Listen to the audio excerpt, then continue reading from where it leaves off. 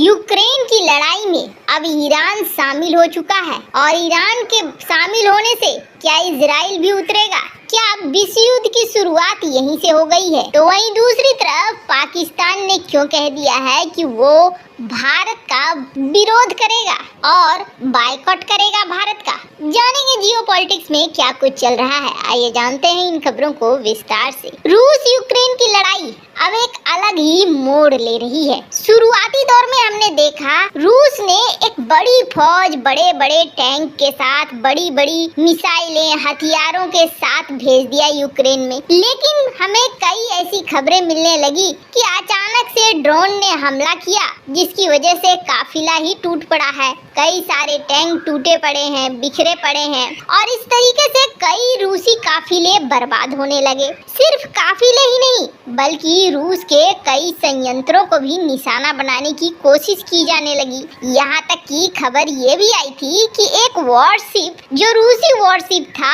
उसके अंदर जो विस्फोट हुआ था वो भी कथित तौर पर यूक्रेनी हमले की वजह से हुआ था। और ये यूक्रेनी हमला किसने किया था? तो यूक्रेन के ड्रोन ने किया था। ये ड्रोन किसने दिया था? ये दिया था अमेरिका ने। यानी कि युद्ध के शुरुआत में रूस ने जो रणनीति बनाई कि यहाँ पर हमें हाथी घोड़े चाहिए, वहाँ हाथी घोड़े की जगह यूक्रेन ने चींटियों का इस्तेमाल किया और वो चींटियाँ थी ड्रोन जिसने सभी के होश उड़ा दिए और हाथियों को नाचने पर मजबूर कर दिया। यही वजह था कि बड़े हथियार रूस के हाथ से निकलते चले गए, कई जगह पे खड़े मिलने लगे और बेकाम के मिलने लगे। रूस ने सोचा था ये युद्ध मात्र 7 से 10 दिन चलेगा, लेकिन ये युद्ध अब ऐसा लगता है जैसे कि अपना साल पूरा करने वाला है और उस दिशा में बढ़ रहा है। हालांकि देर से ही सही, लेकिन रूस को रणनीति समझ में आई कि बड़े बड़े हथियारों के साथ हमें आगे नहीं बढ़ना है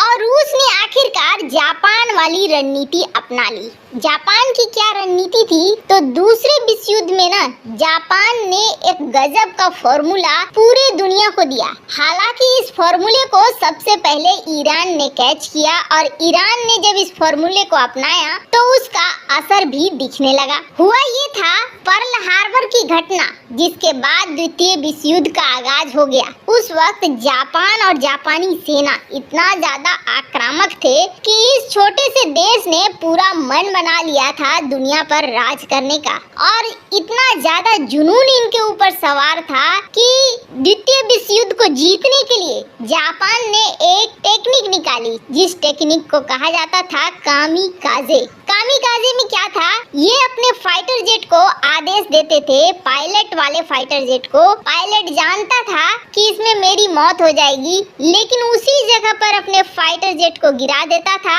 जिस जगह से पूरी तबाही मचे। और ऐसी ही घटना पर्ल हार्बर में भी हुई थी। जापान के फाइटर जेट उड़ते थे, कामिकाजे फाइटर जेट जो खास तौर पर ट्रेनिंग प्राप्त थे वो खास जगहों पर खुद को ही क्रैश कर देते थे और तबाही मचा देते थे। खास तौर पर नौसेना को निशाना कामिकाजे पायलट्स ने खूब बनाया। हालांकि इसमें उनकी मौत हो जाती थी, लेकिन इस टेक्निक को समझा ईरान ने और ईरान ने दुनिया का पहला ड्रोन बनाया। वो ड्रोन जो कामिकाजे की तरह व्यवहार करे, लेकिन उस ड्रोन में पायलट नहीं होगा, सिर्फ ड्रोन ही होगा जो आत्मघाती होगा, यानी खुद को उड़ा लेगा। ऐसे ही ड्रोन में है ईरान का 136 और ये जो कामिकाजे ड्रोन है इसको नाम दिया, कई तरह के ड्रोन्स बनाए, उनमें से एक शहीद 136 जिसे इस वक्त रूस को दे रहा है ईरान। और रूस ने इसे लेकर एकदम सटीक रणनीति के साथ इसका इस्तेमाल भी शुरू कर दिया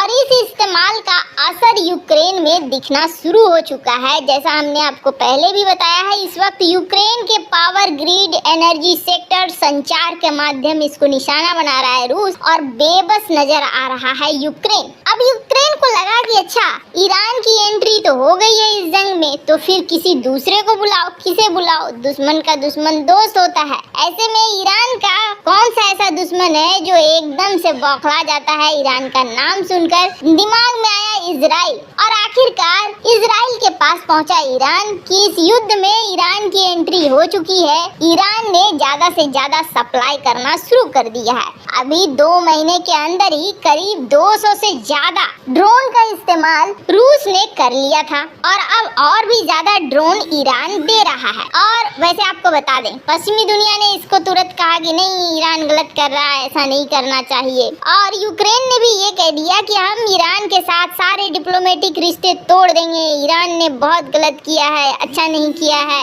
हालांकि चीन ने इसे लेकर मजाक भी बनाया और चीन ने ये कहा कि देखो, बहुत दुनिया के लोग हैं जो मदद कर रहे हैं यूक्रेन की, लेकिन रूस ने तो ये नहीं कहा कि हम रिश्ते तोड़ लेंगे। पर यूक्रेन तुरंत ईरान से रिश्ते तोड़ने की ही बात कर रहा है। अब जब ये इजराइल के पास पहुंचा है तो इजराइल इस सोच में पड़ा हुआ है कि क्या इसे देना है डिफेंस सिस्टम या नहीं देना है। इजराइल के रिश्ते रूस के साथ भी अच्छे हैं, यूक्रेन के साथ भी अच्छे हैं। ईरान को देखकर भले इजराइल एक बार को ईरान के खिलाफ आना चाहे, लेकिन आने से पहले इजराइल कभी नहीं चाहेगा कि रूस के साथ उसके रिश्ते बिगड़े। लेकिन हाँ, इतना जरूर है कि अब इस लड़ाई में नए नए देशों की एंट्री होती जा रही है, यानी कि एक तरह से विश्व युद्ध की तरफ धीरे धीरे कदम बढ़ते जा रहे हैं। खैर, जहां एक तरफ ये सब कुछ हो रहा है तो वहीं दूसरी तरफ पाकिस्तान ने आखिर क्यों कह दिया है कि हम बायकॉट करेंगे भारत का।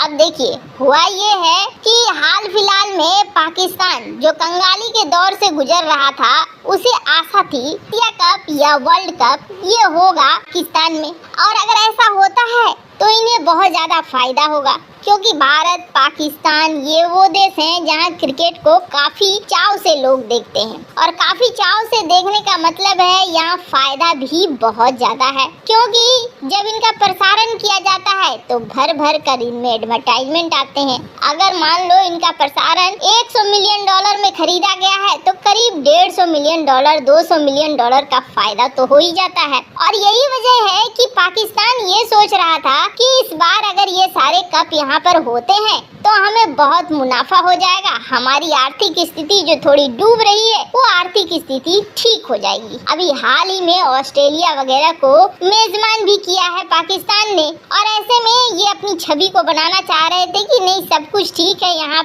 पर अगर अंतर्राष्ट्रीय टीमें आती हैं, खेलती हैं तो कोई दिक्कत नहीं है। जबकि सच्चाई ये है कि पाकिस्तान के अंदर जल्दी अंतर्राष्ट्रीय टीम आकर नहीं खेलना चाहती है। इसलिए नहीं खेलना चाहती है क्योंकि उन्हें डर लगता है कि यहाँ कब कौन से आतंकी हमले हो जाएं। और अभी की स्थिति की बात करें तो अभी सचमुच पाकिस्तान में स्थिति बहुत खराब है, और यहाँ कब टीटीपी के या फिर इनके आपस की ही लड़ाई का असर किसी दूसरे पर फूट जाए कहना मुश्किल है। अब इसे देखते हुए भारतीय क्रिकेट संघ के अध्यक्ष जय शाह ने एक स्टेटमेंट दिया, जिस स्टेटमेंट में उन्होंने कहा कि हम पाकिस्तान में अपनी टीमें नहीं भेजेंगे। अब भारत अगर टीम नहीं भेजता है तो ये बहुत बड़ा कारण बन जाएगा, क्योंकि भारत का प्रशंसकों का बेस बहुत बड़ा है। भारत के इस कहने के बाद पाकिस्तान की तरफ से ये आया है कि अगर भारत ऐसा करता है तो हम भी वर्ल्ड कप में भारत का विरोध करेंगे। वैसे आपको बता दें, ये कहा जा रहा है कि पाकिस्तान में ये सारे कप न होकर बांग्लादेश, श्रीलंका या यूएई में ट्राई किया जा रहा है। वैसे आपको क्या लगता है, भारत ने जो निर्णय लिया है वो सही है